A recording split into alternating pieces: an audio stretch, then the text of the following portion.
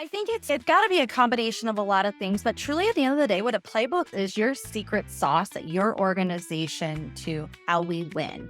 And that's not Yeah. even, it's how do we convert a lead to a closed one? It's not even just as simple as that. Yeah. It's, again, who are we? What do we do? And how do we support our customers? And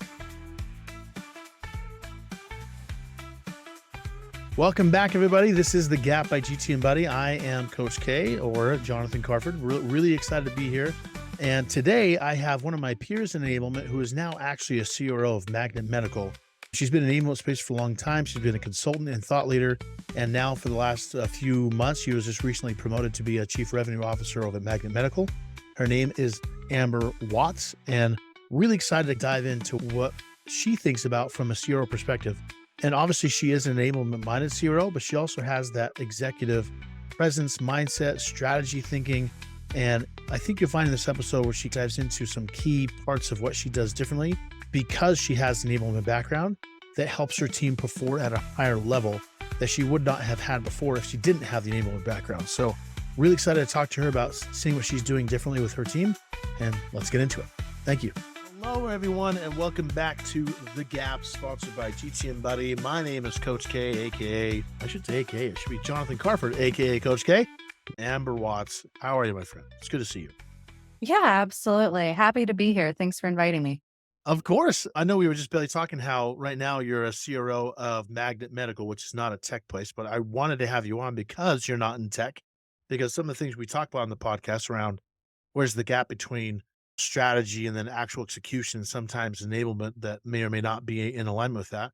And hearing different perspectives outside of tech is where I wanted to have you. But before we jump in, what I'd love to have you do is to tell me about the story of you that's not on LinkedIn, because I could go into you're on Radical Learning, ambassador of Cognata. Is that what it's called?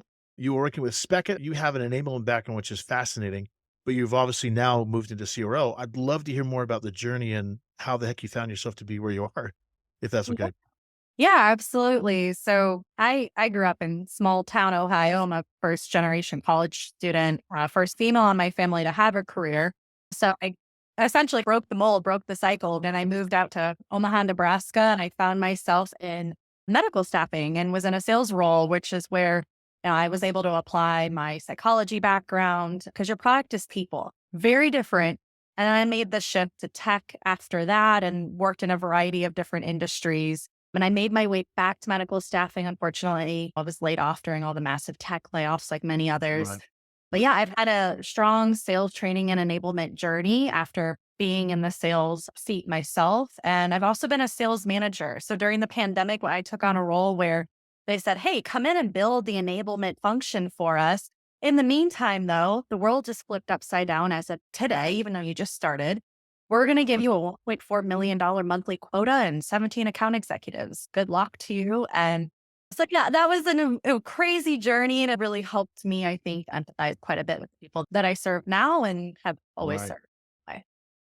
That's crazy. So I'm from an enablement perspective. Like I love, as an enablement professional, I love seeing one of the peers of enablement stepping into a chief revenue officer role, which is fascinating and awesome, by the way, because to me, I'm like, that's like the perfect schooling for a CRO is enablement. But what I'd love to hear more about is because you were talking about this before around the topics we talk about for the podcast around in general, when you've either been in the enabler or even now with your team, what do you feel like are the main barriers between your strategy and then the actual execution or getting things done with teams?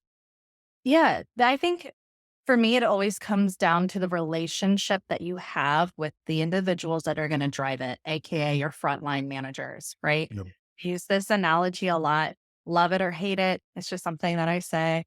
Your managers are your frontline managers, your sales managers. They're the goats of the organization. And what I mean by that is not greatest of all time. They're able to navigate rocky terrain, right? They have, I don't know if you know this, but goats have square pupils. I'm full of random facts. They have square pupils. So they're actually able to see more than your average individual, right?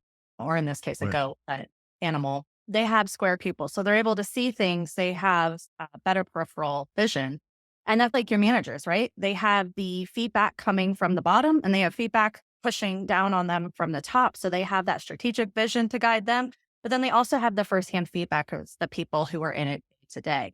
If you do not have the buy-in participation of those individuals, everything that you do falls flat. If their voice isn't a part of it, it's going to fall flat.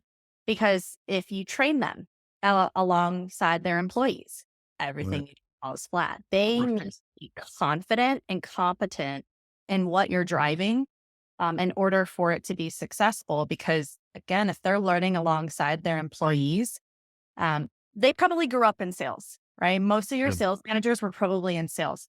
And the number one rule with salespeople is do not embarrass them. And your Right. manager is exactly the same. So if you put them in a position where an employee comes to them after this change or this training and says, I have no idea what to do with this. And they say, neither do I. They're Neither not do going to I. they don't want to be embarrassed. They don't want to feel incompetent or not confident in being able to lead their employees. What are they Right. going to do? They're going to say, yeah, don't worry about it. We'll just keep doing what we're doing. So it always really does come down to your frontline managers and how you're enabling them. Yeah, it's such a fascinating thing because like this last 18 months, I've been seeing more and more people talk about it. But to me, I'm like, I don't know why this is a new revelation to people. 'Cause managers are like like you said, the linchpin Yeah. function. And so much is asked of them. So where it's easy to say only your only job is this, where they're asked to do so much stuff to get overwhelmed so easily because of their position. What I'd love to dive into is one thing we talk a lot about is like some sort of playbook concept. So I'm guessing that you have some sort of, I don't know if it's a playbook or outline or something that you give to managers so they can actually follow Mhm. this path for success. Do you have something like that you develop for people, or how do you usually do that to enable the managers? So playbook is something that's going to look different for every organization. So outside of my own organization, I do some consulting and I've helped build sales playbooks a Yeah. number of times and for a number of industries. And the biggest thing really does, again, come down to first, you have to elevate that manager voice because that manager has that experience. Again, they probably grew up in sales, but they can share with you how we win and what do we want to be known for. So in sales, you need to be an expert in your industry, but how do we become that? And how do we make it easy for us to sell here? I had a CEO once say, gosh, we make it really hard to do business here internally, don't we? What an insightful thing to hear from a CEO. Yes, let's improve that. But obviously, you have to include more than just your managers into some of these things, that they do have great insight. And then, second, I think you just have to be able to determine which high performing reps need replicated. And notice I didn't say top performing reps because oftentimes your top performers are your artists in a sea of sales reps that have to be scientists in order to succeed because sales is a science and few are actually artists. And then the third piece is going to be that technology. I've worked for a company like Speckit, and Speckit was a great solution, and Gong's another one with meeting your reps in their moment of need. Technology options are really endless right now, but you just have to find the right one for you and your team and your budget. So that way you can document your sales process, your methodology, and then your sales plays Yeah. as well. Playbook.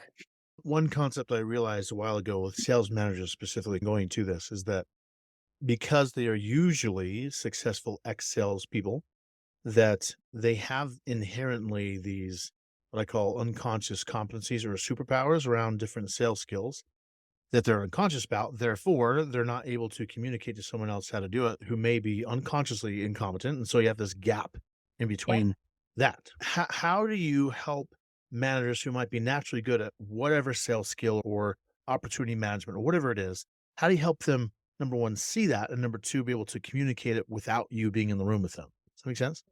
Okay. So that question is almost like twofold for me. Number It's one, it's a twofold one. One is recognizing, two is executing without you. so I think there's two major skills that every manager needs right now that I don't think organizations are tapping into. And I actually spoke on this at ATD Cell last fall. There are two skills. One is conversational intelligence because managers are good teachers, right? And conversational intelligence addresses that. So it's the ability to convey your thoughts clearly, but then also to allow people to be able to take action on them. So not just sage on the stage, show up, throw up type concept. It's more Right. guidance being that Sherpa instead of that sergeant is always how I like to say that.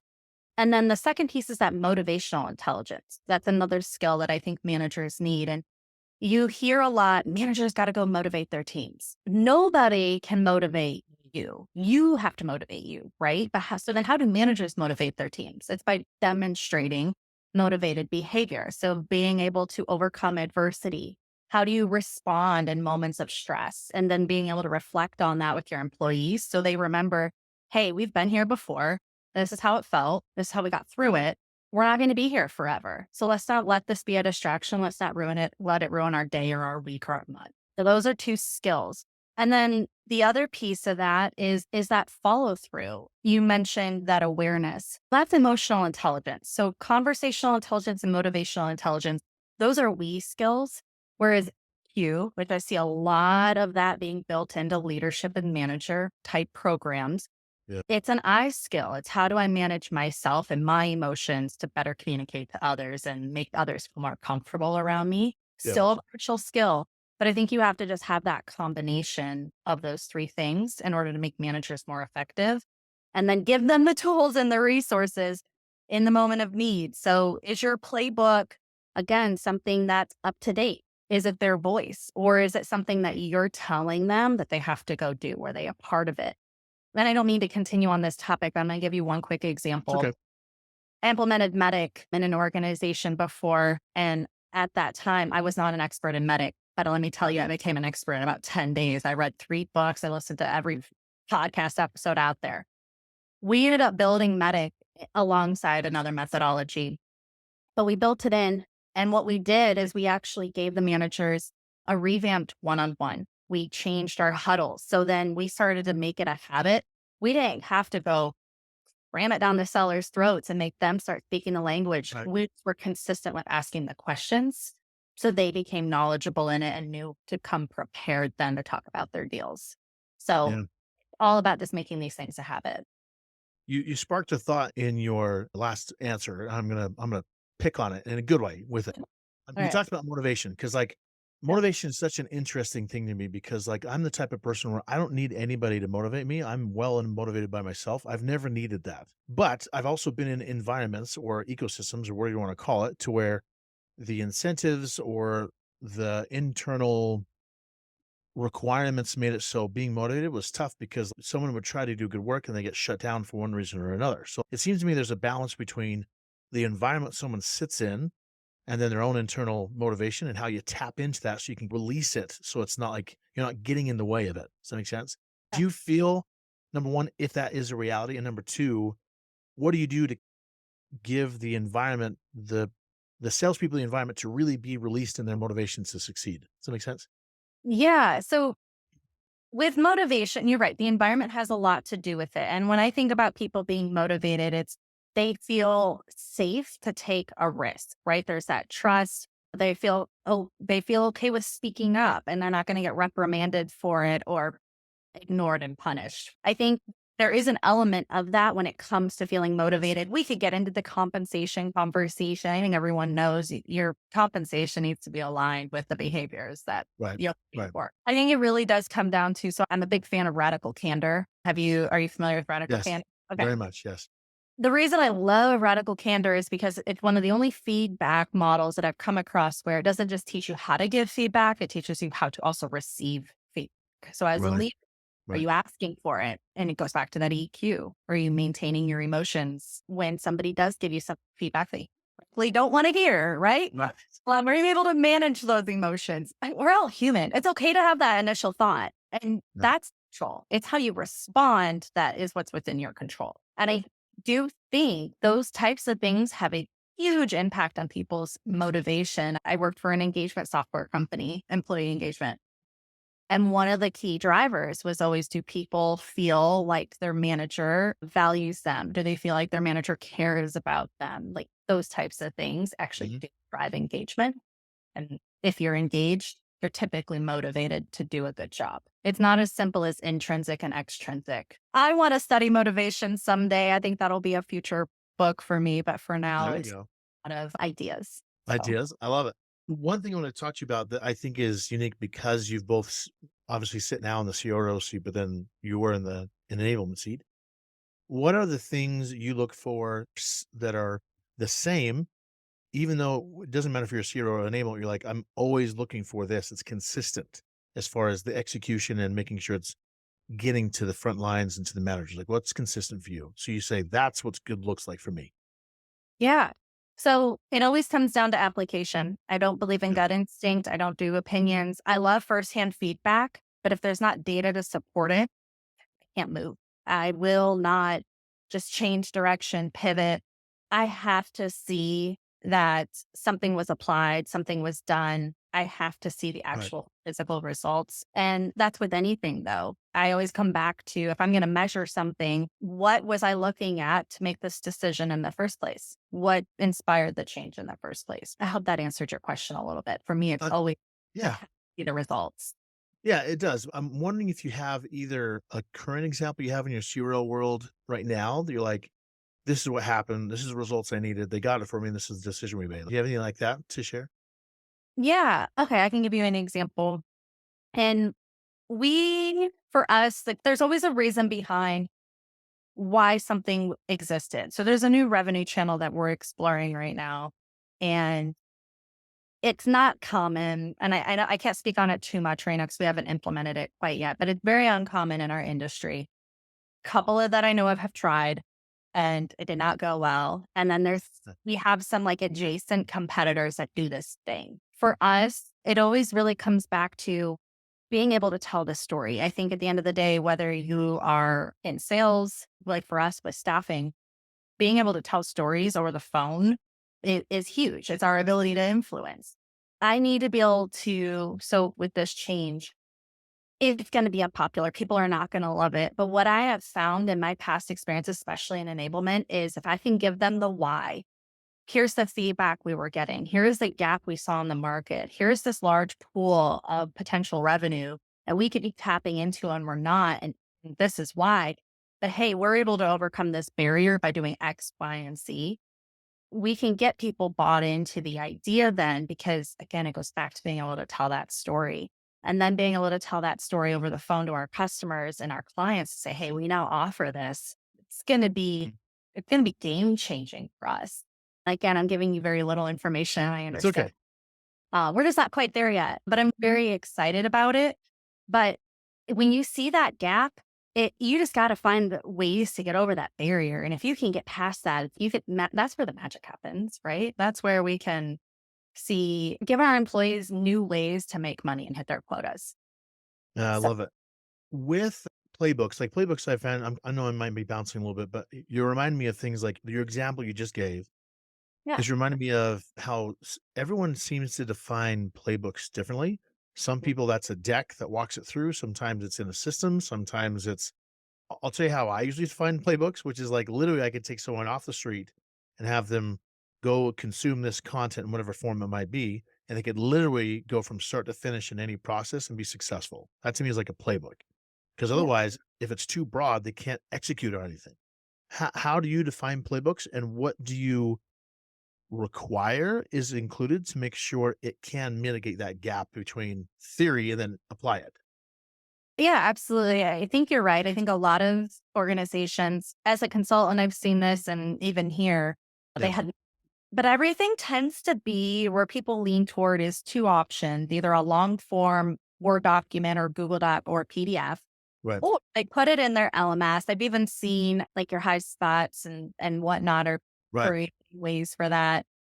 I think it's got to be a combination of a lot of things, but truly at the end of the day, what a playbook is your secret sauce at your organization to how we win. And that's not Yeah. even, it's how we convert a lead to a closed one. It's not even just as simple as that. Yeah. It's again, who are we? What do we do?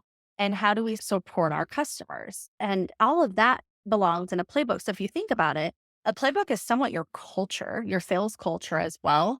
Mm. And I'm a strong believer in sales playbooks are not just for pre-sales and post-sales playbooks, Right. marketing team, they're for your customer service team, they're for your product team. Anybody and everybody should be speaking the same language because at any Yeah. point, one of those teams is probably interacting with a prospect or a customer, right? At any point, especially marketing. But if everybody's speaking the same language, then you have that consistency, you have that buy-in, you have that reputation, that credibility with people, whether they're your buyer or not, they might come back to you someday. But I think it's important that everybody's speaking the same language. And to me, that is what a playbook is. We can operationalize everything. We can give a resource or a job aid. That's still a part of the playbook, right? Your playbook is literally your recipe for success. So you now as a leader, as a CRO, how do you know when the playbook needs to shift? Is it just because of the aggregate data feedback from the entire sales team, or is it because you see the market change? So you proactively change it because of that? What is it you do to make sure that the playbook to win is continuing to win? Does that make sense? Yep. Again, so your playbook needs to be this living, breathing thing. It needs to be an ongoing snapshot. It's for us in a smaller organization, that thing gets updated. I swear it's every other day that I'm updating something or somebody on Yeah. the team, but everyone's involved. We are smaller. However, in a larger organization, we had a more formalized process for that. There was a cadence, but anywhere I've been, no matter small or large, I have implemented a change management model. I'm going to keep it very simple, but I like to use cup sizes. So you think like you go to Starbucks, not Starbucks, but like a different coffee shop that doesn't Right. use fancy terms. Small, medium, large, you pick your cup size, but everybody has agreed upon, okay, we made this small change. So that means we're going to communicate to everybody via Slack or email. It's a medium change. That means we're going to have maybe an in-app notification saying, hey, this field now has this additional option. And here's why. Again, Yeah. giving why. It's being able to funnel that feedback, whether it's from the operations team, your support team, it could be your sales team. I think everyone has a voice that affects that playbook. So being able to again say, hey, extra large changes, that's the only time we sit down and pull everybody away and in a formal training environment. Otherwise, that way your employees begin to understand, oh, I only received this via email. It's a small thing. I don't need to like let it disrupt my day. Like you have to Right. start to make change somewhat of a habit and help them recognize how to interact with those changes and what to expect as well. Yeah. That's cool. With some of the changes you have happen, do you have, I know you just talked about the different sizes, but like when some of the gaps that I see personally in Enablement is like trying to adopt a methodology, or they're like the big stuff, new product launch, got to majorly shift some sort of skill to make sure our discovery is better, negotiation, whatever. Yeah. Are there common practices you do? I know you talked about the managers earlier, but what are the things you find that actually work to make the change stick and help the team win? I think everybody has change fatigue right now. I don't care what Yeah. organization you're in. So it's first of all being empathetic to that because you've been in their shoes, whether that was you as a sales rep or that was you as a leader, whatever it may be, you have to be empathetic to that change Yeah. and shepherd them through it. And then there's this other piece of that I see people do this in organizations a lot where they wait to see how it goes before they design a reinforcement strategy or a Right. follow up.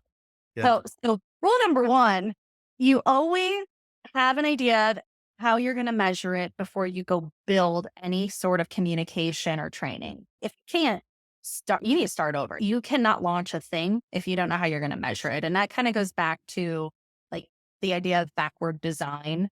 Anybody can look that up, but know how you're going to assess its effectiveness. Okay.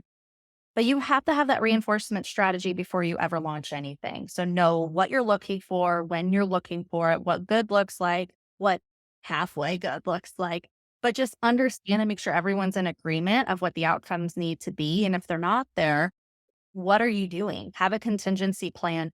Also communicate to everyone, here's what we're going to be looking for leaving today. Here's what we're measuring and here's why. And if we don't see that, here's our plan, right? Because they should not be caught off guard. We went through the training. Why are we all coming back? They're going to feel that way. So it's just really good for them to understand how you're going to support them moving forward.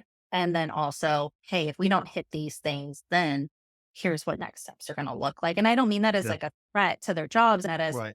how are you supporting them if those Right. things don't happen?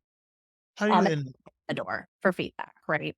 So how do you do that as a leader? Because like we're talking essentially about a waterfall effect to where you have your leaders you talk to, you have their leaders, which eventually gets down to that layer. How do you personally keep that accountability piece so it is impacting the way you want it to?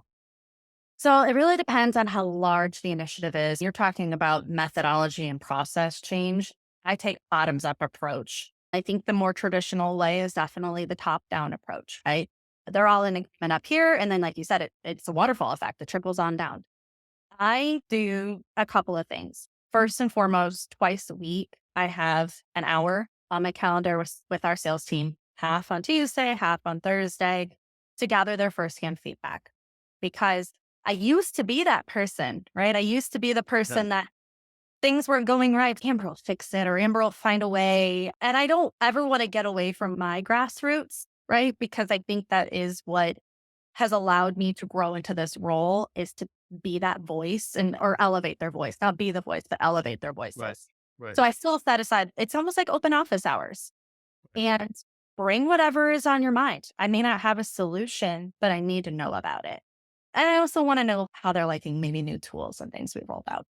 So there's that. And then there's a second approach that I've used only a couple of times and it's more formal, but it's like a collaborative focus group. So I'm going to put them in a room with their peers and then maybe an enablement type individual or a sales manager that I trust will have that strategic vision in mind and whatnot. But send them into the room to say, hey, here are the really big, wildly important goals that we have.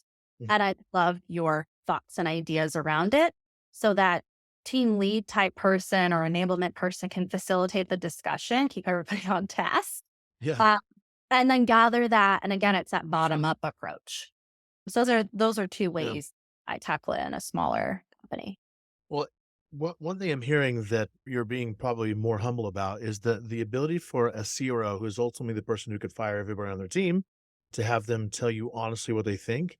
That takes skill, and I know that comes from your enablement world to have emotional intelligence, to deliver that safety, to give them the ability to tell that feedback, which is pretty powerful. So I just want to give you compliments on that because that's not something most leaders, number one, are even willing to do, and number two, have the ability to do, which I think is pretty powerful.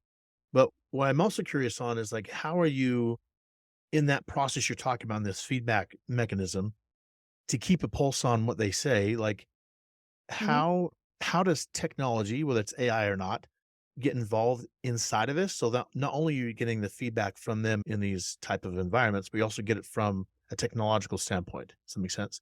What do you Yeah. use or what do you like to employ? So you're right. You have to create the environment in which they feel comfortable to give the feedback. So there are going to be Yeah. people who want to tell me in that open office hours, and people who want to tell me through that collaborative focus group. So that they don't say so and so Yeah. is that it's the group. Absolutely. But then there's that third piece where, yes. So one of the things that I did recently, so you think I'm not like married to any tool. I think it's easy to collect feedback and for anything really with almost any tool. But Yeah. one of the things that I did ask recently is, hey, if money and technology were endless, how would you enhance the experience for our like we put people out to work in this all around the country, right? We Yeah. then put them somewhere for 13 weeks. They uproot their entire life to go work in another city. It's crazy. Kudos to all of them that are willing to do that. But if you had money and technology were limitless, how would you enhance this experience? And then I flipped it and asked them, how would you improve the internal sales process for us as Yeah. well? Because I just want to know if people are being limited in their thoughts because they're like, well, we probably are going to go purchase that. Or I told them, like, sky's the limit. You want to bring people into work on day one in a limousine or a private jet? Tell me whatever it is that you think that they need to have a like, stellar experience with us Yeah. as a company. So things like that, I think, go a long way too. It's funny, like in that what I'm gonna guess is happening, especially when you come from the angle of instead of saying what sucks for you, but you say, what do you think could help the customer? Usually they'll say, we get in the way when this happens. And it's good feedback because sometimes being up here as a leader, don't always know some of the stuff that may or may not be getting in the way. So I think it's pretty important. Last couple questions for you are, what advice would you give to either? I'll start with revenue leaders first, to fellow revenue leaders who may not have the enablement background to be aware of so they can help the execution piece for enablement programs? Like, what's the things you think that you bring to the table because of your background that others don't have? Yeah. Yeah. I don't mean to say that they don't have the people element because in some ways they did, but I think a lot Yeah. of from the CROs that I've reported to, they went from sales manager, maybe a VP of sales to Sure. CRO. They never really had to dig into the development and actually be held to those standards. You didn't have to dig up metrics around how well you brought somebody in from day one to day 300. Right. There's that Quota. gap. Quota is the metric. Yeah, Right. but that's all they care about. Whereas enablement always has this dotted line, and it's always depending on the organization you're in. It's whether or not you have value depends on how well you told the story, right? So I think just if we're for anybody, it's always remembering that these people at the end of the day, they're not there to learn. They are there to perform. And I empathize with that.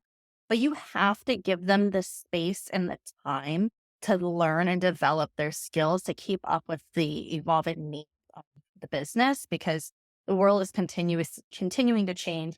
And the more technology you put in front of them, again, having been an enablement person, I see people struggle. You've got a lot of neurodivergent people in hybrid and remote environments that, as an enablement person, I was very patient and I knew who needed to call me after the group training was over to say, "Can you one to one," right? Right.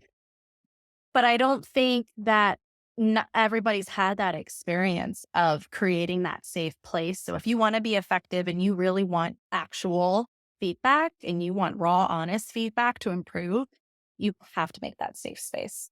Yeah. It's that psychological safety is so important to be successful. Yeah. I 3000% agree with you. And just being aware of the time needed to get things done, because inevitably what I hear what happens with most CROs is that they have a gut check. They heard a bad discovery call, and therefore everything has to be changed based on their one call that they heard versus the data across all calls. And Right. then they expect that change to happen overnight. And then 2 weeks later, they forgot about it and asked to move on to a new program. And then the enablement was like, what do you want to focus on, dude? And human behavior doesn't change with any of that fast. So it's just being aware of the reality of some of the challenges that people have, both learning and adjusting to change, which is a challenge of itself. What I'd love to hear now is your advice. Probably my last question for you is your advice to other enablement leaders from your seat as a CRO. Like, what are the things that you think they need to be focused on so that the gap that may Mhm. exist that comes from enablement, not from leaders, can be changed to actually help execute? So I don't know what everyone's goals are, right? There's Yeah. a lot of talk out there about there potentially being a chief enablement officer role someday. And I think in most organizations, roles like that are not going to exist. So you have to figure out is climbing the ladder the next thing you want to do. For me, that really wasn't what I set out to do. All I set out to do was make decisions based on data. And so why I made the pivot is because I was already doing the things that they needed for this role in my Yeah. enablement role.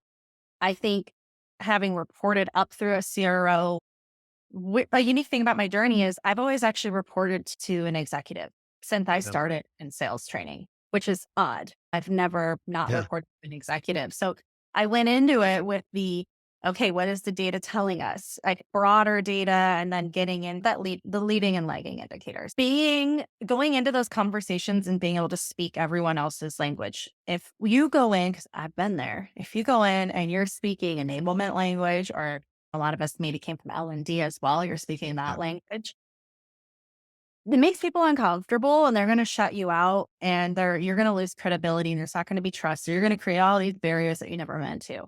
Go in and talk to them through the lens that they're comfortable with, the language they're comfortable with. Mhm. Because at the end of the day, we're all trying to accomplish the same thing, but just doing a training to do a training is never effective. Go in and talk about, hey, I see this gap and I'm noticing it in this data and give them new data to consider or make correlations or connections that maybe they weren't considering before. I don't mean to derail too much, but a perfect example of this Oh, that you're I see great. with customers is if you're using any sort of internal ticketing system, a lot of enablement people don't go pull that. Well, there's your FAQs in your organization right there. Go get that information. That's a data set that most of your executives aren't really looking at, but you can help them make informed decisions then to say, really think we should focus on this because we got about 100 tickets this month on this one thing. This looks broken. And that is worth time and investing and making a solution or maybe a training for. So it really does come down to being able to have those types of strategic data type conversations. I love it when operations comes to me and said, these are red flags. I'm like, never looked at that report. Like, you just saved me a fire next week. Again, having supported a CRO a few times over, I understand what keeps them up at night. So essentially, what I'm hearing is two things. One is obviously making decisions off of data, and then two, speaking in business speak that a CRO would actually care about versus enablement specific or learning specific speak, which I agree 100% with both. And like I said at the beginning of the call, the fact that you went from enablement to a CRO, I'm like, I love that journey. And I love you're that example for the community is to see that. To me, as you look at it, I think the CRO is like a perfect walkway up for an enablement person because we look at the entire journey and we look at this all day long, every day. At least hopefully we do. So Yeah. anyway, I just want to say thanks for you. Thanks for being that good example and just for the time today. I just nothing but loved it. So thank you. Yeah, absolutely. Thanks for having me. Yeah, of course. And one thing before we let you go, what's the best way if people want to get in touch with you? What's the best way to do so? Yeah, I'm really active on LinkedIn. So you can find me at Amber M. Watts is the Mhm. behind the backslash. And then I also have a website that I post on a lot. You can contact me through at makelearningrad.com. Oh, nice. I love it. Yeah. MakeLearningRad.com. I love it. I'll make sure we'll have both those links in the call notes. But again, thank you so much, Amber. This has been awesome. Yeah, absolutely. Thanks, Jonathan. No problem. Thank you for tuning in to The Gap by GTM Buddy. For the latest AI tech in helping your teams execute with just-in-time enablement that converts and creates revenue, go to gtmbuddy.ai.